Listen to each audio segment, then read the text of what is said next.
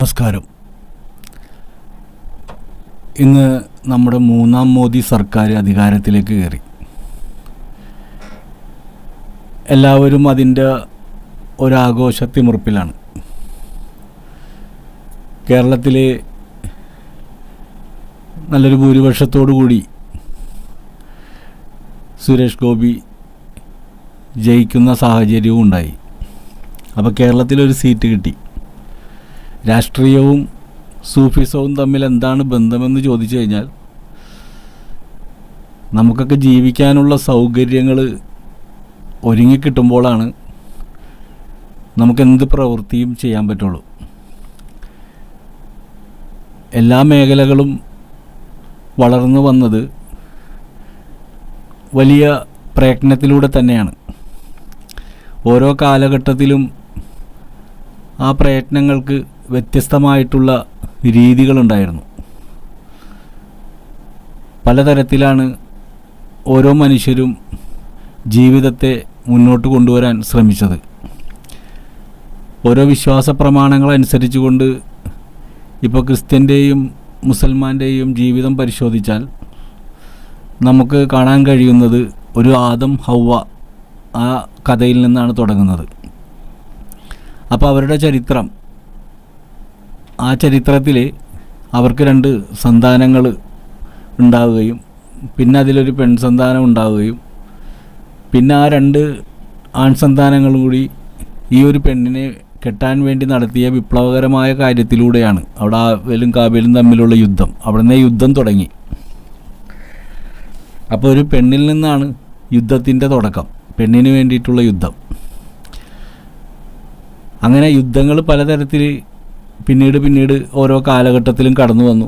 പെണ്ണിന് വേണ്ടി, പണത്തിന് വേണ്ടി, നാടിനു വേണ്ടി, അങ്ങനെ പലതരം കാര്യങ്ങൾക്ക് വേണ്ടിയിട്ടുള്ള യുദ്ധങ്ങളാണ് ഓരോ മനുഷ്യരും ഓരോ കാലഘട്ടത്തിൽ നടത്തിക്കൊണ്ട് കടന്നു വന്നത്. അങ്ങനെ അവിടെ വ്യത്യസ്തമായ ഭരണകർത്താക്കൾ ഉണ്ടാകുന്ന ഒരു സാഹചര്യം ഉണ്ടാകുന്നു. അങ്ങനെ രാജഭരണം മുതൽ രാഷ്ട്രീയ ഭരണം വരെയും എത്തി നിൽക്കുകയാണ്. അപ്പോൾ ഏതൊരു വ്യക്തിയും അവരുടെ ജീവിതത്തിൽ മുന്നോട്ട് കടന്നു പോകുമ്പോൾ ഞാൻ നേരത്തെ പറഞ്ഞ പോലെ ഒരാവശ്യത്തിന് വേണ്ടിയിട്ടുള്ള യുദ്ധം, അതിൽ ഇന്ന് ഏറ്റവും അധികം ആളുകൾ യുദ്ധം ചെയ്യുന്നത് സ്വന്തം കുടുംബത്തിന് വേണ്ടിയിട്ടാണ്. അപ്പോൾ കുടുംബപരമായ ജീവിതത്തിൽ സന്തോഷമുണ്ടാകാൻ വേണ്ടിയിട്ട് ഗൃഹനാഥൻ അദ്ദേഹം ഇറങ്ങി പുറപ്പെട്ട് സമൂഹത്തിൽ അദ്ദേഹം ചെയ്യുന്ന തൊഴിലുമായി ബന്ധപ്പെട്ടിട്ടുള്ള തർക്കങ്ങളും പ്രയത്നങ്ങളും പരീക്ഷണങ്ങളും സങ്കടങ്ങളും ഒക്കെ നിറഞ്ഞുകൊണ്ടാണ് ഒരു കുടുംബത്തെ നിലനിർത്താൻ ഒരു ഗൃഹനാഥൻ്റെ യുദ്ധം. അത്തരം സാധാരണഗതിയിൽ ഉണ്ടായ ഓരോ കുടുംബത്തിൽ നിന്നും ജന്മം കൊള്ളുന്ന ഓരോ സന്താനങ്ങളും അവരെല്ലാം ഓരോ തലത്തിലേക്ക് മറിയുന്ന സാഹചര്യങ്ങളുണ്ടാകുന്നു. ചിലർ നല്ല ജോലി സമ്പാദിച്ചുകൊണ്ട് ജീവിതത്തിൽ വിവാഹമൊക്കെ കഴിച്ച് കുടുംബം പുലർത്തി മാന്യമായ ഒരു ജീവിതം നയിച്ച് അങ്ങനെ പോകുന്നവർ. ചിലർ പ്രണയത്തിലകപ്പെട്ട് വീട്ടുകാരെ തന്നെ വിട്ടുകൊണ്ട് പ്രണയിച്ച പെണ്ണിനോ അല്ലെങ്കിൽ ആണിനോ വേണ്ടിയിട്ട് അവർ കുടുംബം വിട്ടുപോകുന്ന സാഹചര്യങ്ങൾ. അതുപോലെ തന്നെ മദ്യപാനത്തിന് അഡിക്റ്റായിക്കൊണ്ട് കുടുംബത്തെ നോക്കാതെ തെരുവിൽ സൗഹൃദങ്ങളിൽപ്പെട്ട് നടക്കുന്ന കുട്ടികൾ. അതേപോലെ തന്നെ രാഷ്ട്രീയപരമായ വിഷയത്തിൽ അകപ്പെട്ടു പോയിക്കൊണ്ട് അതിൽ അവരുടേതായിട്ടുള്ള യുദ്ധങ്ങൾ. അപ്പോൾ എല്ലാ വ്യക്തികൾക്കും ഒരു യുദ്ധം ഉണ്ട് ജീവിക്കാൻ. അപ്പോൾ അതിൽ നിന്നും വ്യത്യസ്തമായിട്ടുള്ളൊരു യുദ്ധമാണ് സൂഫിസത്തിൻ്റെ മേഖലയിൽ ഒരു വ്യക്തി ദൈവത്തിനെ ഇഷ്ടപ്പെടുമ്പോൾ, ദൈവത്തിൻ്റെ വഴിയിലേക്ക് ഇറങ്ങിപ്പുറപ്പെടുമ്പോൾ അയാൾക്ക് നേരിടേണ്ടി വരുന്ന സമൂഹത്തിൽ നിന്നുള്ള, പിന്നെ അയാളുടെ കുടുംബത്തിൽ നിന്നുള്ള, അങ്ങനെ പലതരത്തിലുള്ള അവസ്ഥകളുമായി യുദ്ധം ചെയ്തുകൊണ്ട് അയാൾ തൻ്റെ മനസ്സിനെയും ശരീരത്തിനെയും ആത്മീയപരമായ ഒരു ചൈതന്യാവസ്ഥയിലാക്കാൻ വേണ്ടിയിട്ട് അയാളെടുക്കുന്ന ത്യാഗത്തിൻ്റെ ഒരു യാത്രയാണ് സൂഫിസം എന്ന് പറയുന്നത്. അപ്പോൾ അത്തരം സൂഫികൾ വളരെ കുറവാണ്. മുൻകാലങ്ങളിൽ ധാരാളം ആളുകൾ ഉണ്ടായിരുന്നു. പിന്നീട് അവരെ സ്നേഹിച്ചുകൊണ്ട് കടന്നു വന്ന ഇതുപോലെ ഓരോ കുടുംബങ്ങളിൽ നിന്നും സങ്കടങ്ങൾ കൊണ്ടോ അല്ലെങ്കിൽ മറ്റെന്തെങ്കിലും പ്രശ്നങ്ങൾ കൊണ്ടോ ഒക്കെ വീട് വിട്ടുകൊണ്ട് ചിലർ ആത്മീയമായ വഴികൾ തേടും.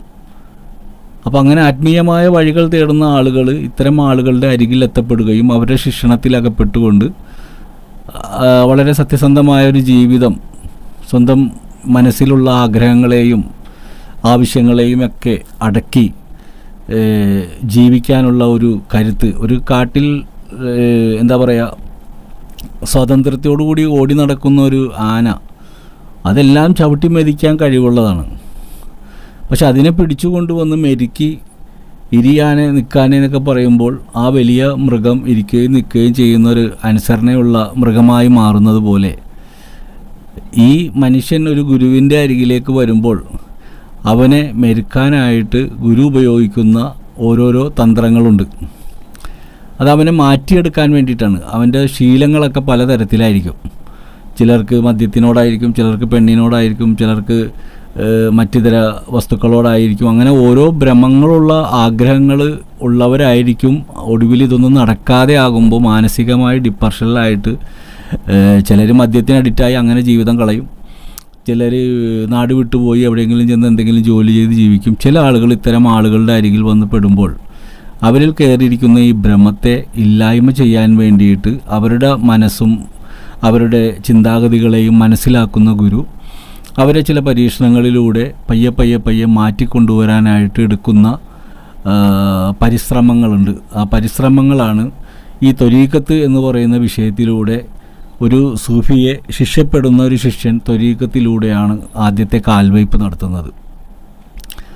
അപ്പോൾ അങ്ങനെ കാൽവയ്പ് നടത്തിക്കൊണ്ട് അവൻ ആ യാത്ര കൊണ്ടുപോകുന്നത് അവൻ്റെ അവസ്ഥാന്തരങ്ങൾ, അതായത് അവൻ്റെ ഈ ആഗ്രഹങ്ങളും ആവശ്യങ്ങളും ഒക്കെ അവനൊരു നിയന്ത്രണ അവസ്ഥയിലാക്കുന്ന ഒരു സ്ഥിതിവിശേഷം, ഹക്കീക്കത്ത് എന്ന് പറയുന്ന മറ്റൊരു അവസ്ഥാന്തരത്തിലേക്ക് അവൻ എത്തപ്പെടണം. ഭൂരിഭാഗം ആളുകളും ഈ മേഖലയിൽ വന്നിട്ട് ഈ പറയുന്ന പോയിന്റിലേക്ക് എത്താൻ കഴിയാതെ പോകുന്നതാണ് നമുക്ക് കാണാൻ കഴിയുന്നത്. കാരണം കടന്നു വരും, പക്ഷെ പരീക്ഷണങ്ങൾ വരുമ്പോൾ അവർ തകർന്നു പോകും. കാരണം അവരുടെ ആഗ്രഹങ്ങൾ എപ്പോഴും മുൻപന്തിയിൽ നിലകൊള്ളുന്നത് കൊണ്ടിട്ട് എപ്പോഴും അവരെ നിയന്ത്രിക്കാൻ വലിയ പാടായിരിക്കും. കാരണം അവരുടെ മനസ്സെപ്പോഴും ആ സ്വതന്ത്രമായ കാഴ്ചപ്പാടിലൂടെ ഓടി നടക്കുന്നത് കൊണ്ടിട്ട് ഗുരുവിൻ്റെ വാക്കുകൾ അവർക്ക് തലവേദനയായി മാറും. അവർക്ക് മാനസികപരമായ ഡിപ്രഷൻ ഉണ്ടാകും. എങ്കിലും ഗുരുവിനോടുള്ള സ്നേഹവും ഇതൊക്കെ കൊണ്ടുകൊണ്ട് ഇത് മാറ്റണം എന്നുള്ള ചിന്ത കൊണ്ട് അവർ പരിശ്രമിക്കാനായിട്ട് ശ്രമിച്ചെങ്കിലും നമ്മൾ നിൽക്കുന്നത് എവിടെയാണ്? നമ്മൾ നിൽക്കുന്നത് ഈ ഭൂമിയിലാണ്. ഈ ഭൂമിയിൽ നമുക്ക് കാണാൻ പറ്റുന്ന കാഴ്ചകളും കേൾക്കാൻ പറ്റുന്ന പലതരം വാർത്തകളും ഇന്ന് അതിനേക്കാളുപരി ഈ കുറേയും കൂടി സാഹചര്യങ്ങൾ ഒരുങ്ങി വന്നു ആസ്വദിക്കാനുള്ള സാഹചര്യം. അത് ഒന്നാമത്തത് മൊബൈൽ ഫോൺ തന്നെയാണ്. അപ്പം മുൻകാലത്ത് സൂഫികൾ ധാരാളം കടന്നു വന്നതിൻ്റെ കാരണം ഈ മൊബൈൽ ഫോൺ ഇല്ലാത്തത് കൊണ്ടാണെന്ന് ഞാൻ പലപ്പോഴും ചിന്തിക്കാറുണ്ട്. കാരണം അവർക്ക് സന്തോഷിക്കാനായിട്ട് ഈ പറഞ്ഞ സാധനമൊന്നും ഉണ്ടായിട്ടില്ല. അപ്പോൾ വളരെ എന്താ പറയുക, കറണ്ടും വെട്ടവും വെളിച്ചമൊന്നും ഇല്ലാത്തൊരു കാലത്ത് ചൂട്ടും കത്തിച്ച് നടന്ന ആ ഒരു കാലഘട്ടത്തിൽ ജീവിതം വളരെയധികം പ്രയാസപ്പെട്ടുകൊണ്ട് പോകുന്ന മുഹൂർത്തത്തിൽ അത്തരം ദൈവികമായ ചിന്തകൾ ഇപ്പോൾ നമ്മൾ പൊതുവേ ഇപ്പോൾ ഈ കാലഘട്ടത്തിൽ തന്നെ ചില കുട്ടികളൊക്കെ റോട്ടിലൂടെ രാത്രിയിലൊക്കെ നടന്നു വരാൻ ഭയപ്പെടാറുണ്ട്. പ്രേതങ്ങളുണ്ട്, അല്ലെങ്കിൽ പിശാച്ചുണ്ട്, അല്ലെങ്കിൽ മറ്റെന്തെങ്കിലും അങ്ങനെ ഒരു ഭയം അവൻ്റെ ഉള്ളിലുണ്ട്. അപ്പം എന്നതുപോലത്തെ ഒരു ഭയം, ആ ഭയത്തിന് പ്രാധാന്യം നൽകിക്കൊണ്ടാണ് സൂഫിസ മേഖല കടന്നു വന്നത്. കാരണം ഇസ്ലാമിൻ്റെ പ്രധാനപ്പെട്ട ഒരു ഘടകം ഒരു ഭയം തന്നെയാണ്. എന്താണ് ഭയം എന്ന് ചോദിച്ചു കഴിഞ്ഞാൽ അവനിക്ക് മരണമുണ്ട്, മരണാനന്തര ജീവിതമുണ്ട്, അവിടെ ഒരു സ്വർഗമുണ്ട്, അവിടെ ഒരു നരകമുണ്ട്. അപ്പോൾ അതിനെക്കുറിച്ച് പല പണ്ഡിതന്മാരും പല രീതിയിൽ ആണ് വ്യാഖ്യാനിച്ചിട്ടുള്ളത്. അപ്പോൾ സ്വർഗമെന്ന് പറഞ്ഞാൽ വളരെ ആനന്ദകരമായ ഒരവസ്ഥയാണ്. അവിടെ ഹൂറികളുണ്ട്, മദ്യമൊഴുകുന്ന പുഴയുണ്ട്, ഇങ്ങനെ ചില ആൾക്കാരൊക്കെ വർണ്ണിച്ച് അതെല്ലാം വൃത്തികേടാക്കി വെച്ചിട്ടുണ്ട്.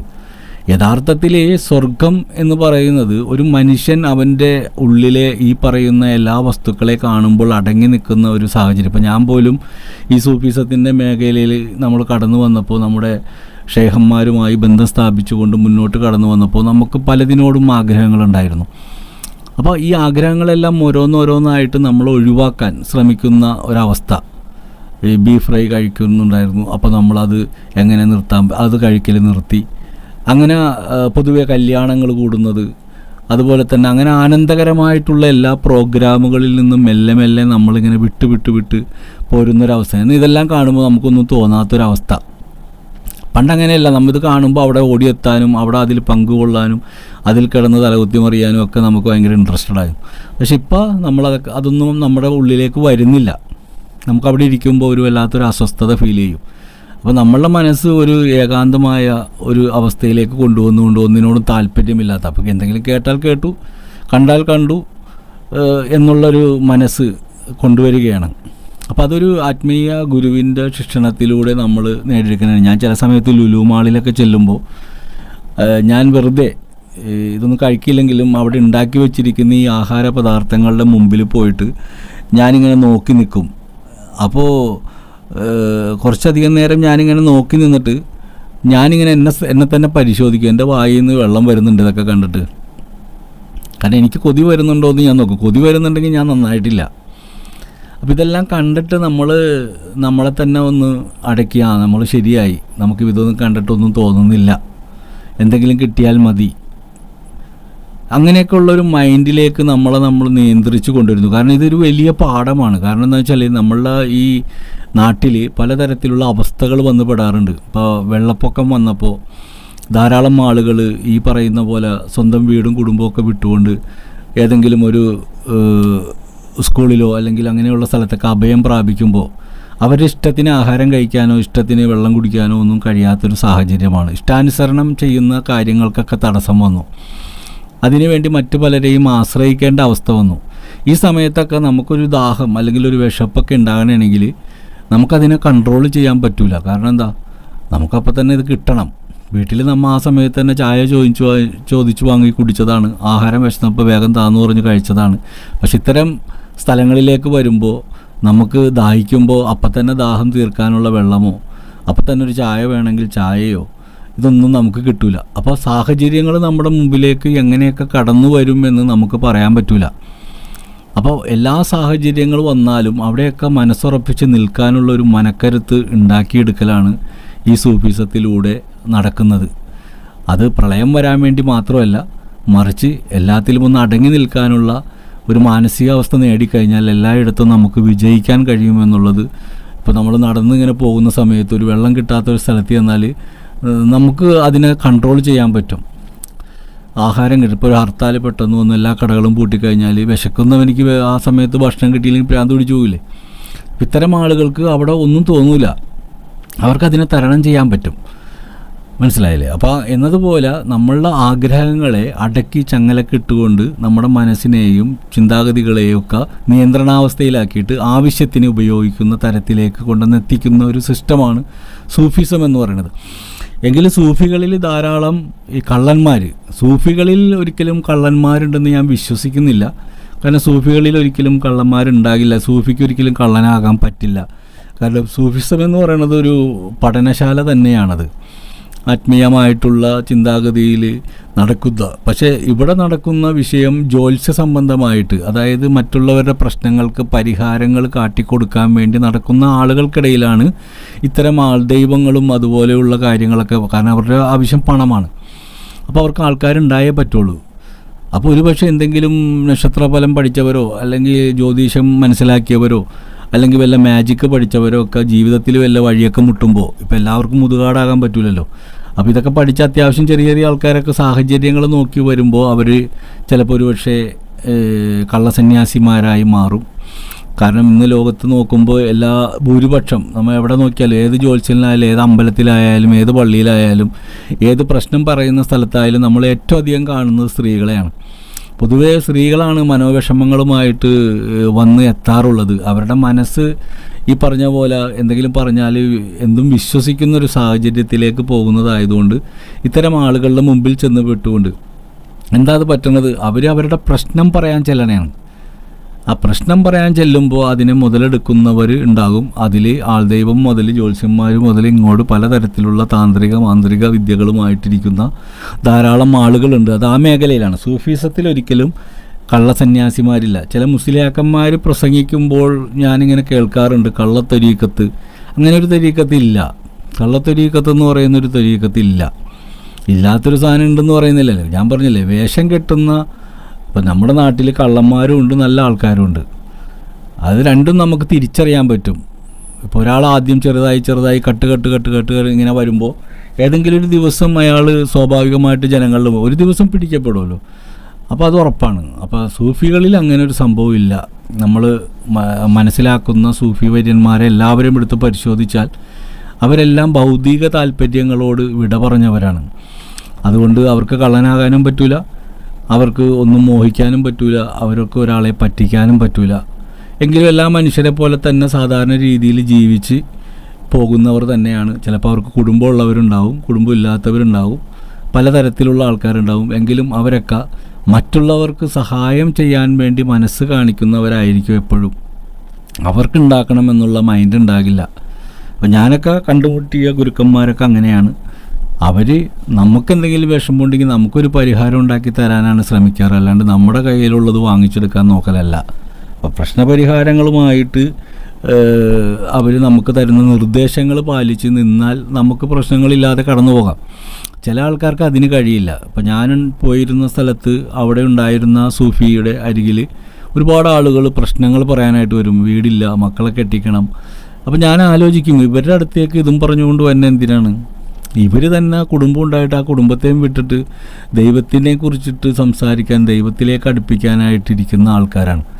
ഇവരുടെ അടുത്ത് വന്നിട്ട് എൻ്റെ വീട്ടിൽ സമാധാനമില്ല. ഇപ്പോൾ ഏർവാടി, അതുപോലെ തന്നെ നാഗൂര്, മുത്തുപ്പേട്ട, ഇത്തരം സ്ഥലങ്ങളിലൊക്കെ ധാരാളം ആൾക്കാർ ഇപ്പോൾ വെക്കേഷൻ ടൈമിലൊക്കെ ഇഷ്ടംപോലെ ആളുകൾ അവിടെ മറ്റേ ഈ പറഞ്ഞ പോലെ ഒരു ടൂർ പാക്കേജ് പോലെ വന്നെത്തുന്ന ആൾക്കാരെയാണ് എനിക്ക് അവിടെ കാണാൻ കഴിഞ്ഞിട്ടുള്ളൂ. ഞാനും ഇടയ്ക്ക് പോകാറുണ്ട്. അപ്പോൾ യഥാർത്ഥമായിട്ട് അവിടെ സംഭവിക്കുന്ന കാര്യം എന്ന് വെച്ച് കഴിഞ്ഞാൽ പ്രശ്നപരിഹാരത്തിന് വരുന്ന ആൾക്കാരെയാണ് നമുക്ക് കാണാൻ കഴിയുന്നത്. പ്രശ്നങ്ങൾ പലതരം രോഗമുള്ളവർ, അതുപോലെ തന്നെ കുടുംബത്തിൽ മക്കളെ കെട്ടിക്കാനുള്ളവർ. അപ്പോൾ യഥാർത്ഥത്തിൽ ഇവർ വന്ന് സങ്കടം പറയുന്നത് ആരോടാണെന്ന് ചോദിച്ചു കഴിഞ്ഞാൽ ഈ മക്കളെപ്പോലും വേണ്ടാന്ന് പറഞ്ഞു പോയ ആൾക്കാരാണ്. കുടുംബവും വലിച്ചെറിഞ്ഞ് ദൈവത്തിന് വേണ്ടി ഇറങ്ങിപ്പോയവരുടെ മുമ്പിൽ ചെന്നൊരു കുടുംബപരമായ പ്രശ്നങ്ങൾ അവതരിപ്പിക്കുന്ന ഇവരെ കാണുമ്പോൾ എനിക്ക് ചിരി വരും. അപ്പോൾ യഥാർത്ഥത്തിൽ അവരുടെ ജോലി എന്താണെന്ന് വെച്ച് കഴിഞ്ഞാൽ നമ്മൾ എങ്ങനെയാണ് നമ്മുടെ ജീവിതം ധന്യമാക്കുക എന്ന് ചോദിച്ചു കഴിഞ്ഞാൽ ആദ്യം നമ്മുടെ മനസ്സിനൊന്ന് അടക്കുക എന്നുള്ളതാണ്. അതാണ് ഖുർആൻ പറഞ്ഞ ഒരു കാര്യം, നീ ക്ഷമയുള്ളവനായി തീരുക. ഈ പറയുന്ന ക്ഷമ എന്ന് പറയുന്നൊരു സംഭവം ഒരാൾക്കും ഇല്ല എന്നുള്ളതാണ് ഏറ്റവും വലിയ സത്യം. അപ്പോൾ ഖുർആൻ പറഞ്ഞ 3 കാര്യങ്ങളാണ്. ഒന്ന് ക്ഷമയുള്ളവനാകുക, സൽക്കർമ്മം ചെയ്യുന്നവനാകുക, പാശ്ചാത്താപമുള്ളവനായി മാറുക. ഈ പാശ്ചാത്താപം എന്ന് പറയുന്ന ഒരു അവസ്ഥയിലേക്ക് മനസ്സെത്തണമെങ്കിൽ ഇപ്പോൾ എല്ലാവരും ഈ പറഞ്ഞ പോലെ ദേഷ്യമുള്ളവരാണ്, ക്ഷമിക്കുന്നവരാണ്. അതുപോലെ തന്നെ എന്തെങ്കിലുമൊക്കെ പ്രശ്നങ്ങളൊക്കെ വന്നു കഴിഞ്ഞാൽ അതിനൊക്കെ വെട്ടാവുന്ന മാക്സിമം വെട്ടിക്കഴിഞ്ഞിട്ടാണ് പിന്നെ കണ്ണടച്ചിരിക്കുന്നത്. അതുപോലെ തന്നെ നമ്മൾ പാശ്ചാത്താപം, അതായത് പൊരുത്തപ്പെടുക എന്ന് പറയുന്ന സാധനമൊക്കെ വളരെ കുറവാണ്. അപ്പോൾ ഈ പാശ്ചാത്താപത്തിലേക്ക് എത്തപ്പെടണമെങ്കിൽ നമുക്ക് ആദ്യം വേണ്ടത് ക്ഷമയാണ്. ഞാൻ ഈ തമിഴ്നാട്ടിലൊക്കെ ചെല്ലുമ്പോൾ ഈ പശുക്കളെയൊക്കെ കാലും കഴുത്തും കൂടി കൂട്ടിക്കെട്ടിയിട്ടേക്കണ കാണാം. എന്ന് വെച്ച് കഴിഞ്ഞാൽ അതുങ്ങൾക്ക് വേഗത്തിൽ ഓടാൻ പറ്റരുത്. കാരണം വീട്ടുകാരിങ്ങനെ അഴിച്ചു വിട്ടാക്കണേണ്. അപ്പോൾ അവർക്ക് വേഗത്തിൽ പോയി അതിനെ പിടിക്കാൻ കഴിയണം. അപ്പോൾ അതിൻ്റെ കഴുത്തിലിട്ട കയറ് കാലിലോട്ടും കൂടി കെട്ടിയിട്ട് തല ഇങ്ങനെ കുമ്പിട്ടിട്ട് അതിങ്ങനെ ചാടി ഇങ്ങനെ നടന്ന് പുല്ല് തിന്നുന്നത് ഞാൻ കാണാറുണ്ട്. അപ്പോൾ ഒരു കൂച്ചുവിലങ്ങിടുന്ന അവസ്ഥ ഇത് ആനക്കുണ്ട്. വലിയ ചങ്ങലൊക്കെ ഇട്ടിട്ട് ആനേനെ നിയന്ത്രിക്കുന്ന പാപ്പാന്മാരെ നമുക്ക് കാണാം. പക്ഷെ നമുക്ക് ചങ്ങലയില്ല. നമുക്ക് ചങ്ങല ഇടുന്നത് ഭ്രാന്ത് വരുമ്പോഴാണ്, അല്ലാതെ നമുക്ക് ചങ്ങല ഇടാറില്ല. അപ്പോൾ നമ്മൾ സ്വതന്ത്രനാണ്. അപ്പോൾ സ്വതന്ത്രമായി പാഞ്ഞു നടക്കുന്ന വ്യക്തികൾ മതം പൊട്ടാറുണ്ട്. പക്ഷേ ആ മതം പൊട്ടുന്നവരാണ് ഇന്ന് ഇവിടെ പീഡനം, അതുപോലെ തന്നെ കൊലപാതകം, അങ്ങനെ പല സംഭവങ്ങളും ഇവിടെ അരങ്ങേറുന്നതിൻ്റെ കാരണം ഈ ചങ്ങലയില്ലാത്തത് കൊണ്ടിട്ടാണ്. അപ്പോൾ ഈ ചങ്ങലയെ നമ്മൾ എങ്ങനെയാണ്, നമുക്ക് നമ്മളെ ശരീരത്തിൽ ചങ്ങലയിടാൻ പറ്റൂലല്ലോ. മറിച്ച് നമ്മളിടുന്ന ചങ്ങലയാണ് എന്ത്, ക്ഷമ എന്നുള്ള ആ ഒരു സംഭവം കൊണ്ട് നമുക്ക് ചങ്ങലയിടുകയാണ്. അപ്പോൾ തന്നെ വാഹനത്തിലൊക്കെ ആൾക്കാർ റോഡിലൂടെ പോകുമ്പോൾ ഒന്ന് ചെറുതായിട്ടൊന്ന് ഓവർടേക്ക് ചെയ്ത് അല്ലെങ്കിൽ വേറെ എന്തെങ്കിലും ചെറിയ ഇത് വന്നു കഴിഞ്ഞാൽ പിന്നെ അവിടെ ഒരു ചെറിയ തർക്കമൊക്കെ ഉണ്ടാവും സ്വാഭാവികമായിട്ട്. പക്ഷെ ചില ആൾക്കാർ അങ്ങനെയല്ല, ഒരു ചെറിയ തർക്കത്തിൻ്റെ പുറത്ത് വലിയ കൊലപാതകം വരെ നടത്തിക്കളയും. അത്തരം സംഭവങ്ങളൊക്കെ നമുക്ക് കാണാൻ പറ്റുന്നുണ്ട്. അപ്പോൾ ഏറ്റവും ആദ്യം ഒരു മനുഷ്യന് വേണ്ടത് ക്ഷമയാണ്. ആ ക്ഷമയെ കൊണ്ടുവരിക എന്നുള്ളതാണ് സൂഫിസത്തിൻ്റെ ജോലി. അത് വന്നു കഴിഞ്ഞാൽ പിന്നെ അവനിൽ എല്ലാം ഉണ്ടാവും. അപ്പോൾ അത് മനസ്സിലാക്കി എടുക്കുക എന്ന് പറയുന്നത് വലിയ ഒരു പാടുള്ള കാര്യമാണ്. ഇപ്പം ഞാൻ തുടങ്ങിയത് മോദി സർക്കാർ ഭരണത്തിലേക്ക് വന്ന വിഷയം പറഞ്ഞുകൊണ്ടാണ്.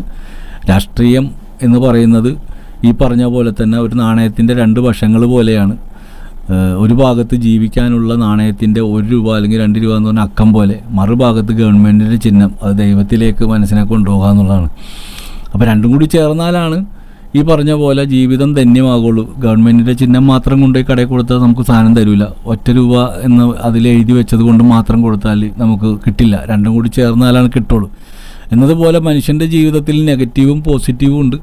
രണ്ടും അവൻ്റെ ഉള്ളിലുള്ളതാണ്. അത് നല്ല രീതിയിൽ ഉപയോഗിച്ച് മുന്നോട്ട് പോകുമ്പോഴാണ് നല്ല ജീവിതം ഉണ്ടാകുന്നത്, നല്ല സമാധാനം ഉണ്ടാകുന്നത്. സമാധാനം എന്ന് പറഞ്ഞു കഴിഞ്ഞാൽ അങ്ങോട്ട് നമ്മൾ കാശുകാരനാകലോ അല്ലെങ്കിൽ വലിയ ഉന്നതിയിലെത്തലോ ഒന്നുമല്ല, മറിച്ച് നമ്മൾ നമ്മളെ തന്നെ ഒന്ന് നിയന്ത്രിച്ച് നിർത്തുമ്പോൾ നമുക്ക് വലിയൊരു സമാധാനം നമുക്ക് തന്നെ ഉണ്ടാകും. കാരണം ഒന്നിനോടുമില്ലാത്ത ഒരു മോഹം മനസ്സിൽ വന്നു കഴിഞ്ഞാൽ പിന്നെ മുന്നോട്ട് നടന്ന് നീങ്ങാൻ വലിയ സുഖമായിരിക്കും. നമ്മളെല്ലാവരും ഇന്ന് കരയുന്നത് നമ്മൾ ആലോചിച്ച് നോക്കിയാൽ, നമ്മളൊക്കെ വളരെ കുട്ടിക്കാലത്തെ തന്നെ ഉമ്മയുടെ ഗർഭാശയത്തിൽ നിന്ന് പുറത്തേക്ക് വന്നപ്പോൾ നമുക്ക് എന്താഗ്രഹമാണ് ഉണ്ടായത്? നമുക്ക് ഒന്നും അറിയില്ലായിരുന്നു. പക്ഷെ വളർന്ന് വളർന്ന് വന്ന് നമ്മളെ പലതും അറിയിപ്പിച്ചു. ഇത് ഉമ്മയാണ്, ഇത് വാപ്പയാണ്, ഇത് കുടുംബക്കാരാണ്, നമ്മുടെ മുമ്പിലേക്ക് വില കൂടിയ കളിപ്പാട്ടങ്ങൾ കൊണ്ടുവന്നിട്ട് തന്നു. അങ്ങനെ ഓരോന്നും നമുക്ക് നമ്മുടെ മുമ്പിലേക്ക് വലിച്ചെറിഞ്ഞിട്ട് തന്നുകൊണ്ട് നമ്മളെ മോഹിപ്പിച്ചത് നമ്മുടെ രക്ഷിതാക്കൾ തന്നെയാണ്. നമ്മളതൊക്കെ മനസ്സിലാക്കി ഇഷ്ടപ്പെട്ട് അതൊക്കെ ഒന്ന് സ്വന്തം കൈകൊണ്ട് ഉപയോഗിക്കാനുള്ള ഒരവസ്ഥയിലേക്ക് നമ്മുടെ പ്രായം കടന്നു വരുമ്പോൾ പിന്നീട് നമുക്ക് ആ സാധനം കിട്ടാതെ ആകുകയാണ്. അപ്പോൾ അതാണ് മനസ്സിലാക്കേണ്ടത്. ഞാൻ മനസ്സിലാക്കിയൊരു പാഠം അതാണ്. നമ്മൾ ഒന്നും ആഗ്രഹിക്കാതെ നിന്നാൽ നമുക്കെല്ലാം കിട്ടും. നമ്മളെല്ലാം മോഹിക്കുമ്പോൾ അത് നമ്മളിൽ നിന്ന് അകന്നു പോകും എന്നുള്ള ഒരു വലിയ പാഠമാണ് എനിക്ക് ഈ ജീവിതത്തിൽ നിന്ന് മനസ്സിലാക്കാൻ കഴിഞ്ഞത്. എനിക്കും പരാജയങ്ങളും ധാരാളം ഉണ്ടായിട്ടുണ്ട്. അതെല്ലാം ഈ പറഞ്ഞ പോലെയുള്ള കുഴപ്പങ്ങൾ കൊണ്ട് തന്നെയാണ്. ഇപ്പോൾ അതിനെയൊക്കെ തരണം ചെയ്ത് മനസ്സിനെ അടക്കം ചെയ്ത് നല്ല ക്ഷമ കൊണ്ടുവരാനായിട്ടുള്ള ആദ്യ പരിശ്രമത്തിലാണ്. ആ ക്ഷമ ഉണ്ടായിക്കഴിഞ്ഞാലാണ് മറ്റു കാര്യങ്ങളിലേക്ക് കടക്കാൻ കഴിയുള്ളൂ. അപ്പോൾ ഈ വിഷയം എന്നോട് പറയുന്നത് പോലെ തന്നെ കേൾക്കുന്ന നിങ്ങളും നിങ്ങളുടെ ജീവിതത്തിൽ അത് പകർത്താൻ ശ്രമിക്കുക. നല്ല ചിന്താഗതികളോടുകൂടി ജീവിക്കാൻ ശ്രമിക്കുക. എല്ലാ മതവിഭാഗങ്ങളോടും മാനസികമായി നല്ല പൊരുത്തം ഉണ്ടാകുക. ആരും വലിയവരല്ല, എല്ലാവരും, ഹിന്ദു ആയാലും മുസ്ലിം ആയാലും ക്രിസ്ത്യാനായാലും എല്ലാവരും മരിക്കും. എല്ലാവരെയും ഓരോ രീതിയിൽ അടക്കം ചെയ്യും. അപ്പോൾ അതെല്ലാം ലാസ്റ്റ് അവരുടെ വിധികളൊക്കെ ദൈവത്തിൻ്റെ കയ്യിലാണ്, മനുഷ്യൻ്റെ കയ്യിലല്ല. അപ്പോൾ അവിടെ ഒരു ദൈവം എന്ന് പറയുന്ന സത്യമുണ്ടെങ്കിൽ അവൻ ചെയ്ത കർമ്മത്തിൻ്റെ ഫലം അവനാണ് അനുഭവിക്കാനുള്ളത്, നമ്മളാരും അനുഭവിക്കാനുള്ളതല്ല. അപ്പോൾ നമ്മളാദ്യം നന്നാകുക. അങ്ങനെ ഓരോരുത്തരും നന്നാകുമ്പോൾ നാട് തന്നെ നന്നാകും എന്ന് പറഞ്ഞുകൊണ്ട് തൽക്കാലം നിർത്തുന്നു. ബാക്കി നാളെ പറയാം. സ്നേഹപൂർവ്വം, ഷാജി യൂസഫ്.